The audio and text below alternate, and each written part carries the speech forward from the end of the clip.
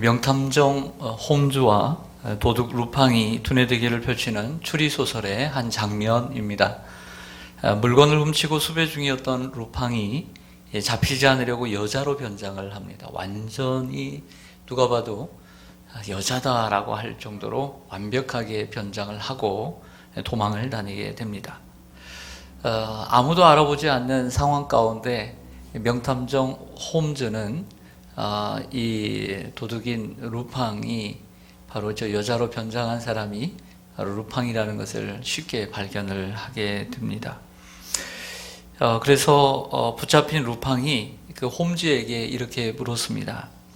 내가 완벽하게 여장을 했는데 여자가 아니라 남자인 것을 어떻게 알았습니까? 라고 묻자 홈즈가 이렇게 대답을 합니다. 그것은 아주 간단하지. 당신이 백화점 앞을 지나가는데 아름다운 여자 옷들이 많이 걸려 있고 그런 상점이 있고 그런 가게가 있는데 한 번도 눈길을 주지 않고 지나가는 것을 보면서 저 여자는 여자가 아니다 라고 판단을 한 거예요. 여자라면 반드시 그 멋진 옷가게를 지나가면서 눈길이라도 한 번 더 주고 아니면 잠시 서서 그 옷을 지켜 바라봤을 텐데 한 번도 눈길을 주지 않고 지나가더라는 것이죠. 당신은 옷은 쳐다보지 않기에 남자라는 것을 알게 된 것이요 라고 대답을 해 주었습니다. 성도 여러분, 이 이야기를 빗대어 얘기하겠습니다. 만약 성도가 기도에 관심을 갖지 않고 기도에 눈길이 가지 않는다면, 그리고 기도할 시간과 기도할 장소에 전혀 관심이 없다면 여러분들은 어떻게 생각하십니까?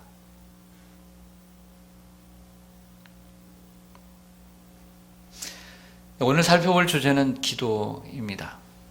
책 중에 책은 성경입니다. 이 세상에 수많은 책도 성경을 능가할 책은 한 권도 없습니다. 어떤 주제를 갖다 놔도 성경이 최고의 책입니다. 기도에 있어서도 성경이 최고의 책입니다. 기도를 가르쳐주고 있기 때문이죠. 그런데 성경 다음으로 기도에 대해 잘 가르쳐주고 있는 책은 제 경험상 E.M. 바운즈의 책들이라고 저는 생각을 합니다. 기도의 거장 E.M. 바운즈가 이런 얘기를 합니다. 기도가 식어지는 4가지 단계가 있습니다. 기도가 식어지는 4가지 단계. 첫 번째, 기도를 급하게 해치우는 단계가 있다. 사실 생각보다 많은 사람들이 기도를 해치웁니다. 할 일이 많고 분주한 상황이라는 것은 누가 요즘 3살짜리도 다 바쁘다는데요. 그러나 아무리 바쁘다고 해도 기도보다 중요한 것은 없습니다. 어릴 때 요즘 애들 키워보니까 숙제가 그렇게 많지가 않더라고요. 학원에서 가르치고 하다 보니까. 근데 옛날에는 학원이라는 것을 다녀보질 않았습니다. 그러다 보니까 학교에서 또 선생님의 권위가 있기 때문에 숙제를 많이 내도 어떤 학부모도 왜 숙제를 많이 내느냐 이런 말을 한 적이 없어요. 그래서 선생님 자유롭게 하다 보니까 선생님이 원하는 학생들을 기를 수가 있었어요. 숙제를 좀 많이 냈어요. 그런데 솔직히 되돌아보면 그 숙제가 좋아서 숙제를 한 적이 별로 없어요. 저는 숙제를 해치우는 숙제를 많이 했어요. 안에 가면 그때는 회초리로 맞았어요. 그래서 회치우고 난 다음에 얼른 다른 거 놀고 싶어가지고 금세 해치우는 그런 숙제가 많았어요. 성도들 중에도 기도를 해치우는 성도들이 있어요. 이 단계는 기도가 식어지는 첫 번째 단계다. E.M. 바운즈는 얘기합니다. 두 번째는 기도의 시간이 점점 짧아지는 단계입니다. 어릴 때 선생님이 분량이 오늘 이렇게 숙제가 많아 아무리 그래도 다른 거 놀고 싶어하는 애들하고 놀고 싶어하는 마음에 해치우는데 시간이 길어지겠어요? 짧아지겠어요? 당연히 짧아지죠. 숙제가 많아도 짧고요, 짧아도 짧아요. 기도를 하기 싫은데 해치우는데 기도 시간이 길어질 이유가 없는 거죠. 긴 시간 기도를 몰입하는 사람들이 오히려 어리석게 시간을 낭비하는 것으로 보이는 사람들입니다. 세 번째 단계는 기도가 자기의 삶의 하루의 일과 가운데 한 구석으로 밀려나는 단계다. 이렇게 얘기합니다. 기도하는 시간이 짧다 보니 짧아지다 못해 삶 속에서 별 의미를 갖지 못하는 단계로 가는 거죠. 삶의 여러 가지 순간들이 있습니다. 하루 일과들이 있는데 기도를 해치우고 기도가 짧아지니까 당연히 기도는 세 번째로 우선순위가 되지 않는 것이죠. 두 번째, 세 번째, 저 마지막 단계로 가 있는 겁니다. 그러다 보니까 기도를 소중하게 생각지 않죠. 우선순위가 아니라는 것이죠. 삶 속에서 별 의미를 가지지 못하는 것이죠. 가장 중요한 것이 가장 하찮은 자리로 떨어지는 것은 비참한 것입니다. 기도가 우선순위의 삶을 살았습니다. 다 그렇게 한 번쯤 살았습니다. 기도 없이는 죽는다는 생각으로 살았습니다. 근데 점점 시간이 가면서 기도가 우선순위 밖으로 밀려납니다. 해치우죠. 시간이 짧아지죠. 세 번째는 기도의 삶의 우선순위에서 밀려나니까 매일 하던 기도가 매일 할까요, 안 할까요? 우선순위가 밀어나는데 우선순위를 둬야 어떻게든지 기도를 하는데 우선순위에 밀려나는데 기도를 하겠어요? 꼭 필요할 때 어쩌다 한번 기도하는 단계로 넘어가는 세 번째 단계. 그리고 네 번째 단계는 기도의 가치조차 인정하지 않는 인생이 되는 단계입니다. 기도의 가치를 인정하지 않아요. 자, 제가 이렇게 말한다고 해서 이 사람은 기도를 안 하는 사람이구나 라고 생각하지 마세요. 기도해봐야 별 소용이 없다는 생각이 듭니다. 이 단계는 형식적인 기도는 할 수 있어요. 기도하지 않고도 얼마든지 살아갈 수 있다고 생각하는 단계입니다. 기도를 안 하는 게 아니에요. 기도는 할 수 있어요. 하지만 기도가 나를 살려준다라고 생각 안 해요. 이 단계는 하나님과 전혀 관계없는 삶을 살아가고 있다는 증거를 보여줍니다. 더 나아가 하나님이 아닌 다른 것을 또 의지하고 살아가고 있다는 반증이에요. 기도 없이도 살 수 있다는 것은 결국에는 나는 하나님의 도움 없이도 살 수 있는 단계로 전락해 버린 것이죠. 이엔 바운즈 목사님이 이야기한 이 기도가 식어지는 네 가지 단계에 자신이 들어가 있다면 여러분들은 분명 지금 기도 생활에 심각한 중병에 걸려 있는 것입니다. 기도 생활의 이기는 신앙 생활의 이기입니다.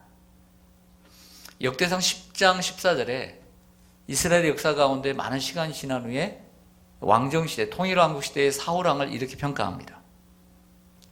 하나님께 사울이 묻지 아니하므로 하나님께서 그를 죽이시고 그의 나라를 이새의 아들 다윗에게 넘겨주셨다 라고 하면서 이 사울이 처음에는 기도를 우선순위에 두는 삶에서 이 네 단계를 거치면서 기도 없이 살아가는 단계로 갔고 결국에는 하나님께 묻지 않으므로 그를 죽이셨다라고 했습니다. 그래서 이엔 바운드의 여러 책 가운데 이런 책이 있습니다.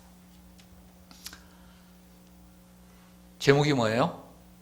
기도하지 않으면 죽는다. 파격적인 책 제목을 내놓았습니다.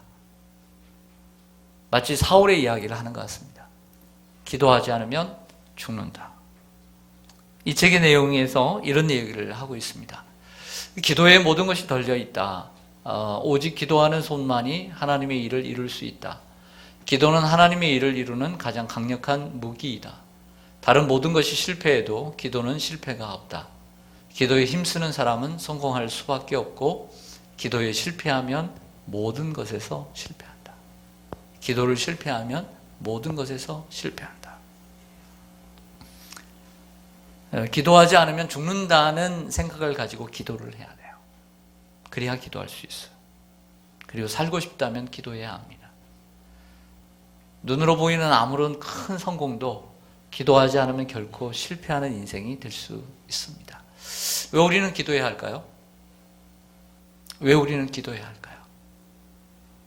기도는 예수님께서 우리에게 보여주신 모범이기 때문이에요. 여러분, 우리는 예수 그리스도의 제자인 줄로 믿습니다.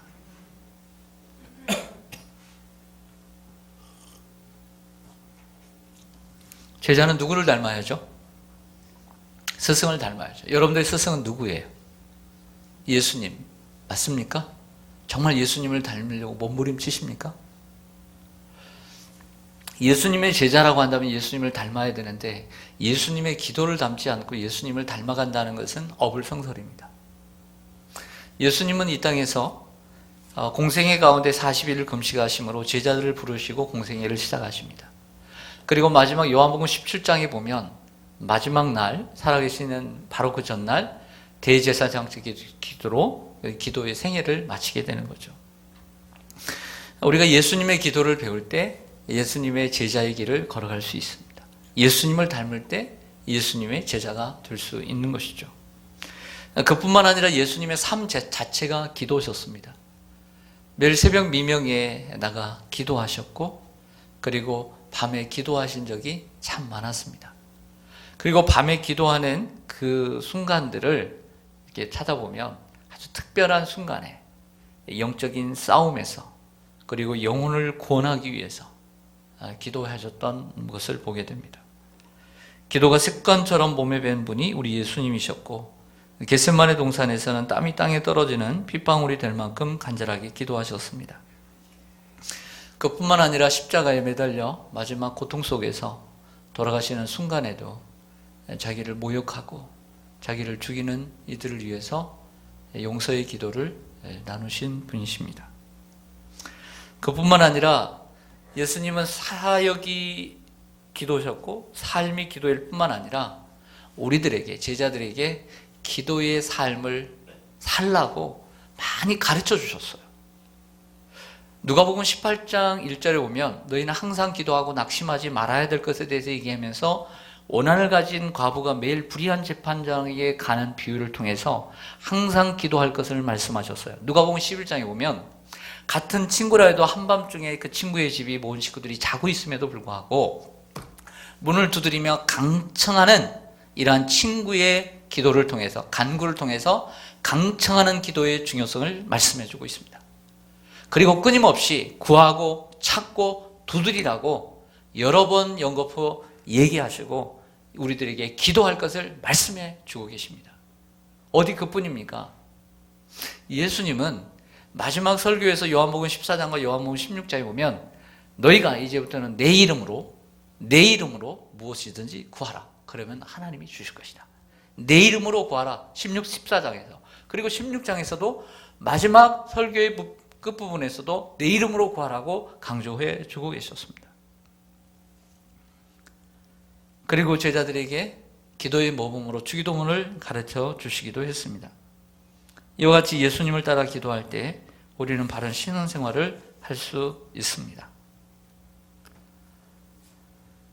E.M. 바운드의 책 하나 더 소개를 하죠. 여러 책들이 있는데 기도의 심장이라고 하는 책이 있습니다.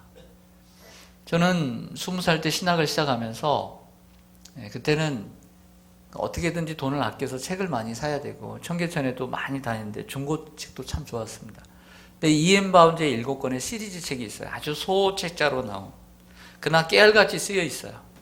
저는 이 7권의 책을 그래도 좀 싸니까 그 내용도 많고 그래서 7권의 책을 다독을 했습니다.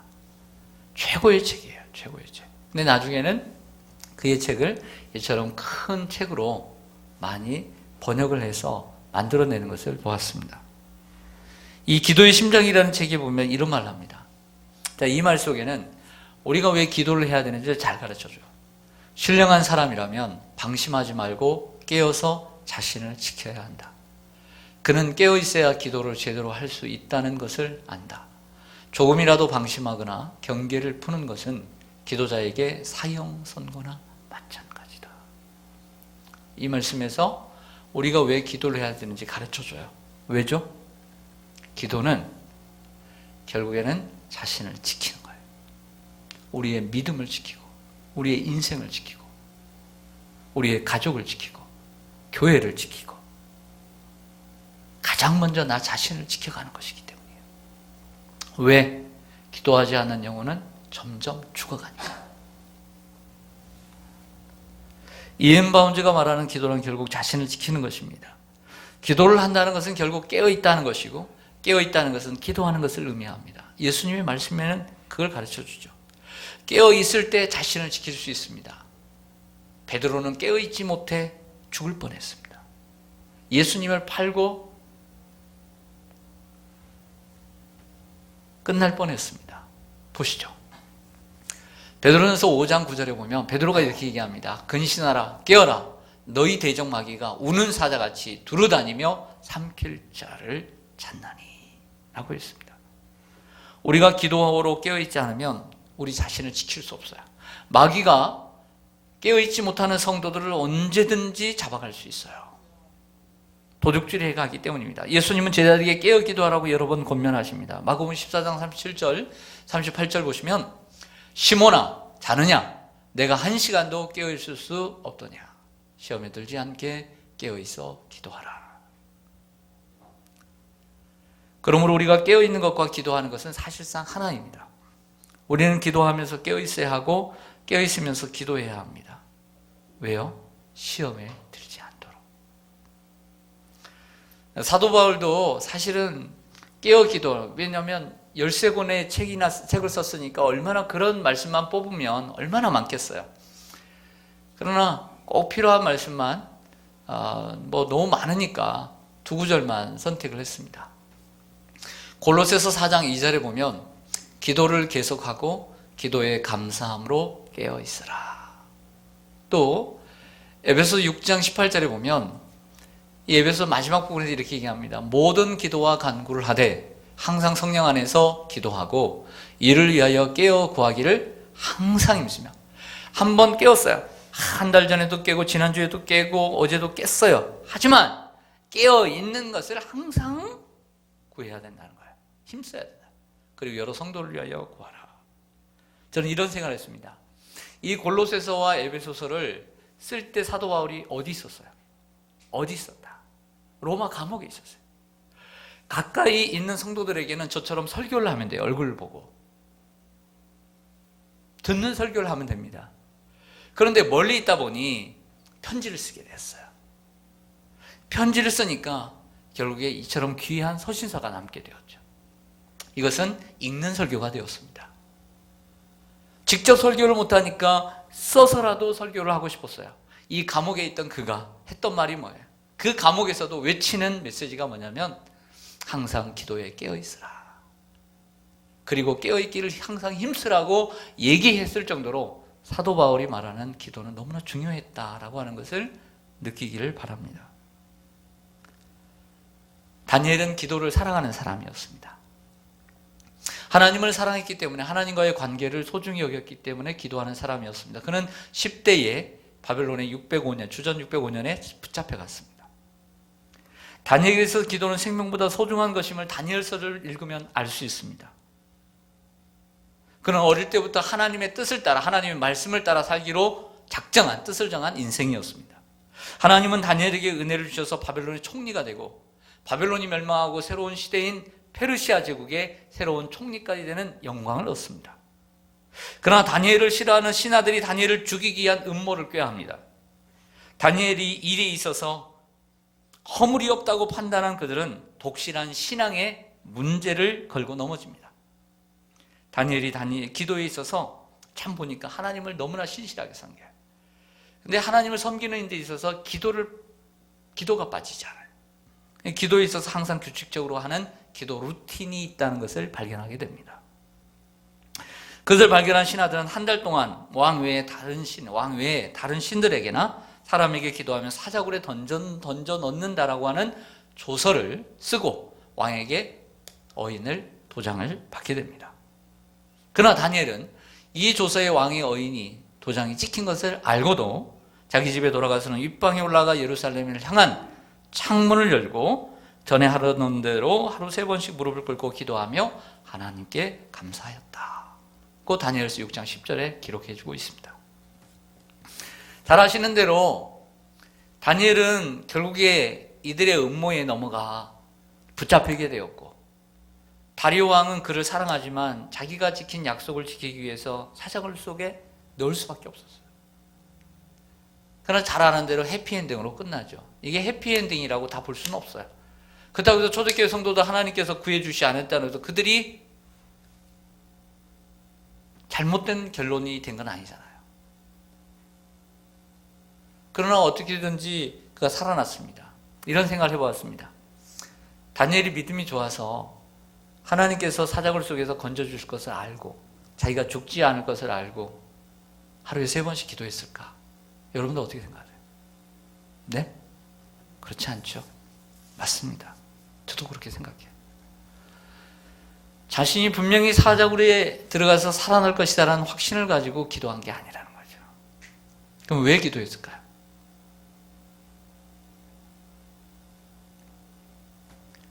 기도가 생명보다 소중하다고 생각했기 때문이죠. 성도 여러분, 예수님에게 있어서 기도는 삶 자체였습니다.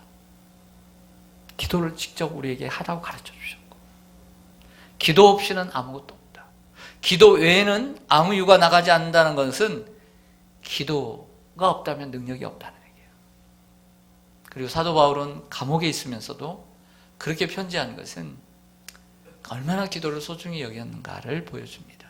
그리고 다니엘에게 있어서 기도는 생명보다 더 소중히 여기는 것이었음을 우리에게 보여주죠. 그렇다면 저와 여러분에게 있어서 기도는 무엇입니까? 여러분에게 기도는 무엇입니까? 제가 이렇게 질문하는 건요, 여러분들이 신앙생활을 해오면서 성경 공부하고 성경을 통해서 아는 지식적인 기도를 묻는 게 아니에요. 아시죠?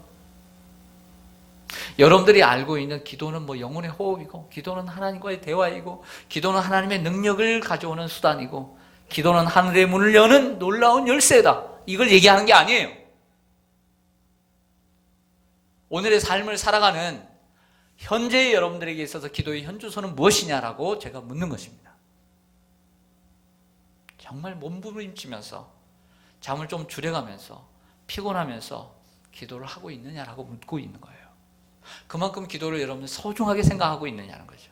정말 기도 없이 나는 살 수 없다라고, 하나님 없이는 살 수 없다라고 몸부림치며 살고 있느냐라고 묻는 거예요.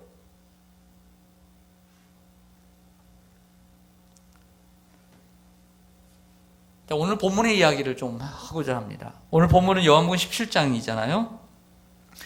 여러분들이 잘 아셔야 될 것은 요한복음 14장부터 16장까지는 예수님이 십자가 지시기 전날 하신 마지막 설교예요. 3장의 설교. 대단히 중요한 설교입니다. 그 가운데 15장에 포도나무 비유가 들어있는 거예요. 근데 17장은 뭐냐? 17장은 예수님께서 겟세마네 동산에서 하셨다고도 하고, 이 설교 이후에 하셨다고도 하는 한 장 전체가 제사장으로서 하나님 앞에 드리는 기도예요. 대제사장으로서. 그래서 이 기도를 대제사장적 기도다, 이렇게 이름을 합니다. 여러분이 기도의 기억을 해주셨으면 좋겠어요. 이 긴 문장은, 전체의 기도는 3기도로 나눕니다. 첫째, 자신을 위한 기도. 둘째, 예수님의 제자들을 위한 기도. 셋째, 후에 오는 제자들과 성도들과 모든 교회를 위한 기도. 3부분, 3단락으로 나눕니다. 오늘 읽어주신 본문은 바로 그 가운데 있는 제자들을 위한 기도의 한 단락입니다. 제자들을 위해서 기도하면서 하나님 아버지, 우리 제자들을 보존해 주시옵소서라고 기도를 해요. 그러면서 12절에서는 그들과 함께 있을 때에 내게 주신 아버지의 이름으로 그들을 보존하고 지키었다라고 하는 말씀을 합니다. 자세히 보시죠. 요한복음 17장 12절에 보면 내가 그들과 함께 있을 때에 내게 주신 아버지의 이름으로 그들을 보존하고 지키었나이다.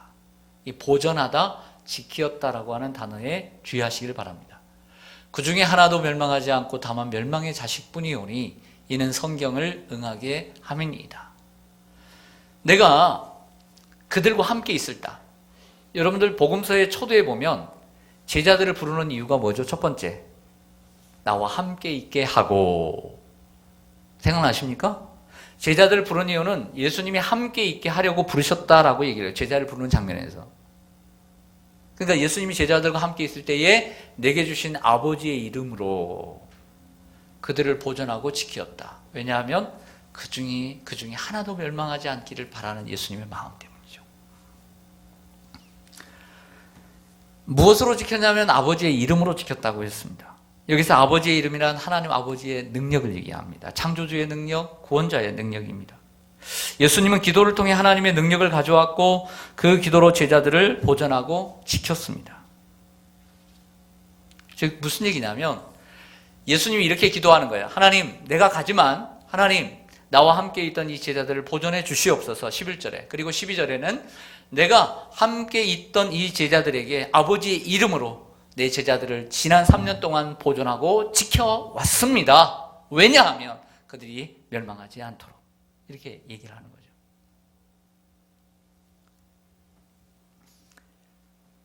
여러분, 지키기 위해서는 뭐가 필요할까요? 지키기 위해서 돈이 필요해요. 자, 돈은 뭐냐면 힘이에요. 무슨 얘기냐면 요즘 시대는 돈만 있으면 뭐든지 다 된다는 생각이기 때문에 결과적으로 뭘 얘기하냐면 지키려면 힘이 필요해요. 누가 내 것을 지금 뺏어가려고 합니다. 그럼 뭐가 있어야 돼요? 힘이 있어야죠.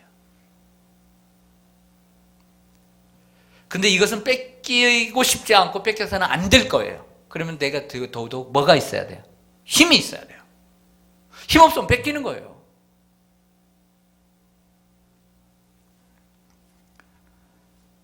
군대가 나라를 지키려면 군사력이 있어야 하고요.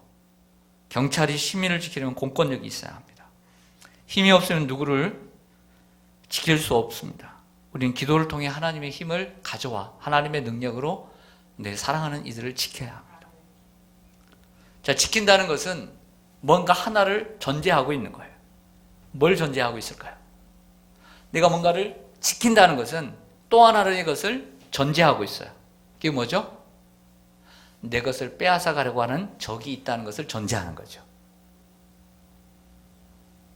누군가 빼앗아 가려고 하니까 내가 지키는 거잖아요. 예수님은 요한복음 10장에 보면 나는 양의 문이라 하시고 그 다음에 보면 나는 선한 목자라 그랬어요. 목자는 양의 이름을 알고 그리고 양은 목자의 음성을 듣는다고 했습니다. 들어오면 나면 꼴을 얻는다. 내가 온 것은 생명을 얻게 하고 더 풍성히 얻게 하려는 것이다. 그러나 도둑이 오는 것은 울타리로 넘어오는 것들은 다 도둑인데 너희들을 잡아가려고 온다 그랬습니다. 그래서 나는 선한 목자라. 예수님은 선한 목자가 되셔서 우리를 지켜주신 거예요.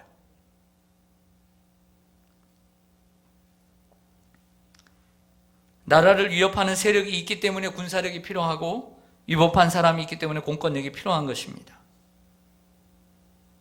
예수님은 자신의 생명까지 내놓으시면서 제자들을 지켜가신 것이죠. 예수님은 기도하시고 제자들을 부르셨고 기도로 제자들과 함께 하셨고 기도로 제자들을 지켜오셨어요. 자, 한 가지 증거를 보여드릴게요. 누가복음 22장에 보면 하나의 증거만 보여드릴게요. 누가복음 22장 31절과 32절에 보면 시몬아 베드로죠. 보라, 사탄이 너를 밀 까부르듯 보리 까부르듯 벼 까부르듯 깨 까부르듯 하려고 요구하였으나 그러나 내가 너를 위하여 내 믿음이 떨어지지 않기를 기도하였노니 너는 돌이킨 후에 네 형제를 굳게 하라. 할렐루야. 베드로의 상태를 알아요. 너무나 잘 알기 때문에 내가 너의 믿음이 떨어지지 않기를 위하여 내가 기도했다는 거예요. 예수님은 기도를 통하여 제자들을 지켜오는 거예요.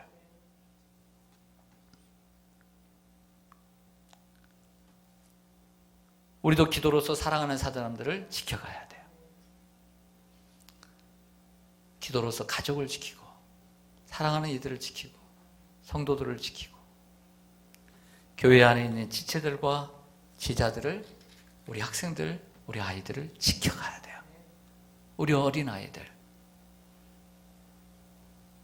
우리 모두는 기도의 빚진 자입니다. 저 자신도 기도의 빚진 자이고요. 우리가 신앙생활을 시작하면서 누군가의 기도로 시작을 했어요.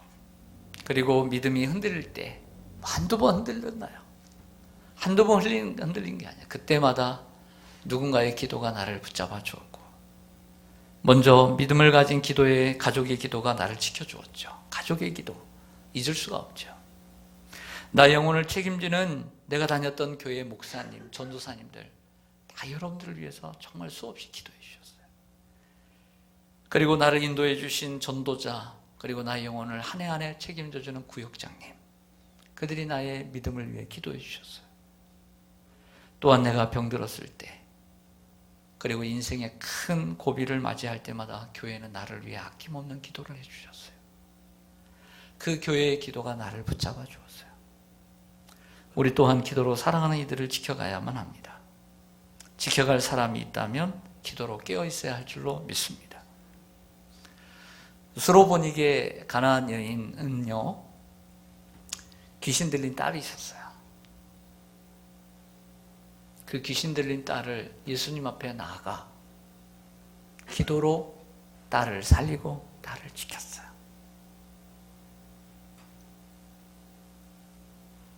예수님이 무시해도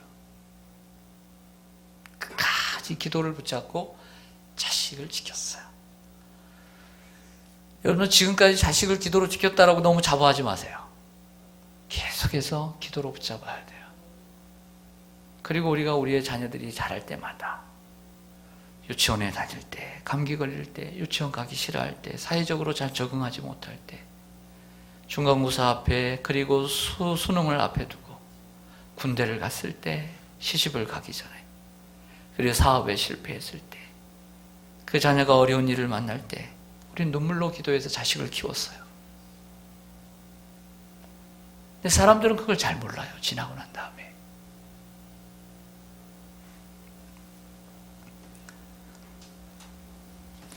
기도는 나를 지키는 것이고, 그리고 더 나아가서 기도는 내 사랑하는 이들을 지키는 거예요. 주님과 동행하는 최고의 방법은 기도인 줄로 믿습니다. 슬픈 인생을 살았던 한나, 아시죠? 왜 슬픈지 설명 안 해도? 그러나 기도로 자신을 지켰어요. 그리고 기도로 복된 인생을 살았어요. 병든 히스기야도 기도로 자신을 지켰어요. 억울한 다윗은 도망을 다니면서도 기도를 놓지 않으므로 자신을 지켰고, 하나님께서 약속하신 왕위를 지켰어요. 우리도 기도로 자신을 지켜야 할 줄로 믿습니다. 사도 바울은 눈물의 기도로 교회들을 지켰어요. 그 서신서를 보면 눈물로 기도를, 교회를 지켰어요. 예수님의 동생 야고보는 기도로 교회를 지킴으로 낙타무릎이 되었어요. 사무엘은 쉬지 않는 기도로 이스라엘과 백성들을 기도로 지켰고, 미국의 아브라함 링컨은 남북정전 당시 기도로 나라를 지켰고, 영국의 윈스턴 처칠도 2차 세계대전 가운데 성가대 자리에서 기도함으로, 그리고 나라를 지킨 기도의 사람이었어요. 왜 삶의 위기 가운데, 시대의 위기마다, 왜 큰 전쟁 앞에서, 왜 지도자들은 왜 국민들에게 금식하며 기도해 달라고 할까요? 기도의 힘을 믿기 때문이죠. 우리도 기도로 나라를 지키고, 기도로 교회를 지키고, 기도로 사랑하는 사람을 지켜가야 될 줄로 믿습니다. 근데 교회에 대한 이야기를 하나 한다면 교회를 지키는 기도는 새벽 기도예요. 새벽 기도가 한국 교회를 지켜왔어요. 제가 신앙생활을 하면서, 그리고 신학을 하고 목회를 하면서 제가 놀라운 체험을 해요. 여러 교회를 거치면서 놀라운 체험을 합니다. 자, 자연적이긴 하지만 결과적으로 볼 때 이렇습니다. 그 교회 새벽 기도에 10명 나오는 교회는 주일 출석 100명이에요. 딱 10분의 1이에요. 새벽 기도 20명 나오는 교회는 주일 출석 200명이에요. 30명 나오면 300명. 매일 새벽에 50명 나온다. 그러면 그 교회는 500명 나오는 교회예요. 근데 제가 보니까 30년 동안 보니까 이게 변치를 않아요. 교회마다. 목사님, 성도가 작으니까 적게 나오는 거고요. 많으니까 많이 나오는 거예요. 이렇게 얘기할 수 있겠죠. 그러나 여러분 생각해 봅시다. 새벽기도 꼭 그래서만 그럴까요? 반대로 얘기하면 이런 거예요. 여러분들이 안 나오면 교인 10명이 줄어요. 여러분들이 나오면 교인 10명이 늘어요. 실험을 해볼까요? 자, 이제부터 새벽기도 나오겠다라고 작정을 하시면 손 들어보세요. 실험해보죠. 실험해보자고요. 손 들어보세요. 나 이제부터 작정하겠다.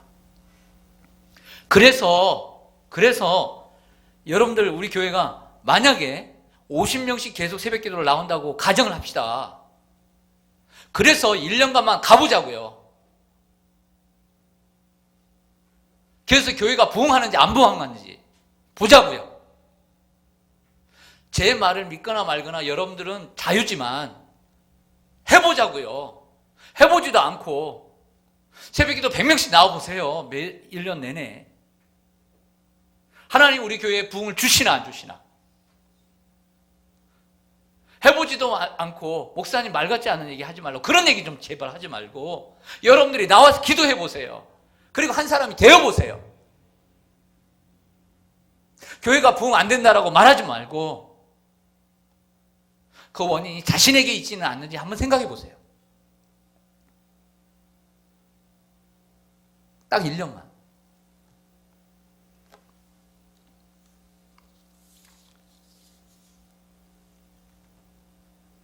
제가 오늘 설교를 하는 것은 여러분들이 새벽기도 나오라고 하는 얘기가 아닙니다. 제가 그렇게 어리석지 않습니다. 무슨 얘기냐면 여러분들이 다 근처에 사는 것도 아니고 이렇게 만날 얘기한들 여러분들이 내일 새벽기도 나올 거라고 생각지 않아요. 오늘 설교의 주된 목적은 새벽기도 나와라는 얘기가 아니라 기도가 우리의 삶에 소중하다는 것을 얘기하려고 하는 거예요. 여러분들이 오해할까 봐 제가 이 얘기를 하는 거예요. 아, 목사님 오늘 새벽기도 하려고 천만의 말씀이에요. 제가 이런 설교 한두 번 했겠어요? 15년 동안?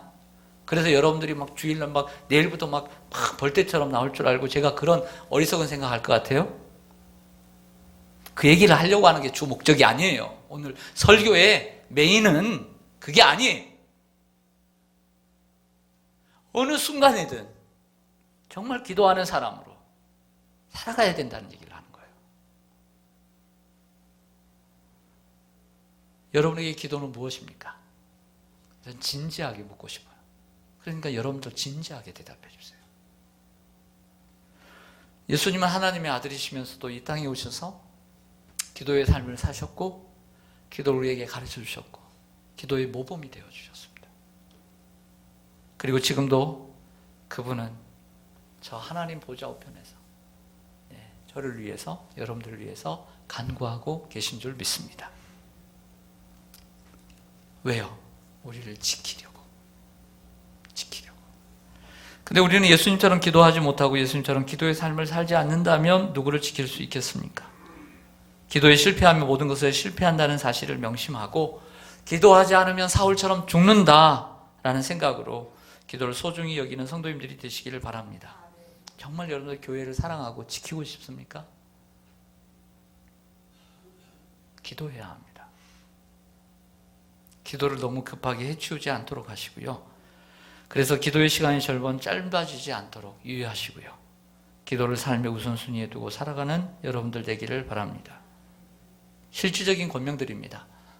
기도의 첫사랑을 잃지 않도록 하세요. 기도의 첫사랑. 그리고 기도에 대한 열정을 잊지 않도록 노력을 하세요. 최선을 다하세요. 그리고 무엇보다 기도는 어떻게 자라요? 공부에 왕도가 없듯이 기도에도 왕도가 없어요. 제발 그런 질문을 하지 마세요. 어리석은 질문. 공부를 어떻게 잘해요? 공부 먼저 하세요. 책상에 좀 앉으세요. 우리 애들한테 얘기하죠.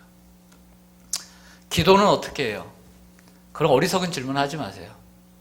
저 가르쳐 줄 거 없습니다. 기도의 자리에 나와야죠. 기도를 해야 기도가 돼요. 할렐루야. 기도를 해야 기도가 되죠. 기도는 어떻게 해야 되냐면 몸부림치면서 해야 돼요. 기도를 내 삶의 가장 소중한 것이다 생각하고 기도를 놓지 않도록 몸부림쳐야 돼요. 그러지 않으면 기도 못해요. 그리고 점점 나아져서 기도의 시간을 더 확보하고 기도를 즐겁게 할 수 있도록 기도 빨리 해치우고 다른 일을 하려고 하는 것이 아니라 아, 저 사람은 기도를 정말 좋아해서 하는구나, 이런 사람이 돼야 돼요. 할렐루야. 그래서 주님이 보실 때 마음을 보시는데 해치우려고 기도하는지 어떻게든지 나하고 좀 그래도 대화의 시간을 가지려고 저렇게 몸부림치면서도 기도하는구나, 하나님의 마음을 아시죠. 기도가 우리를 지켜왔습니다. 지금까지 기도가 아무것도 없을 때 우리의 가족을 지켜왔어요. 내 사랑하는 자녀들을 성장시켜왔고 지켜왔고 교회를 지켜왔다면, 나라를 지켜왔다면 우리도 기도로 계속해서 지켜가야 될 줄로 믿습니다. 네, 기도하겠습니다.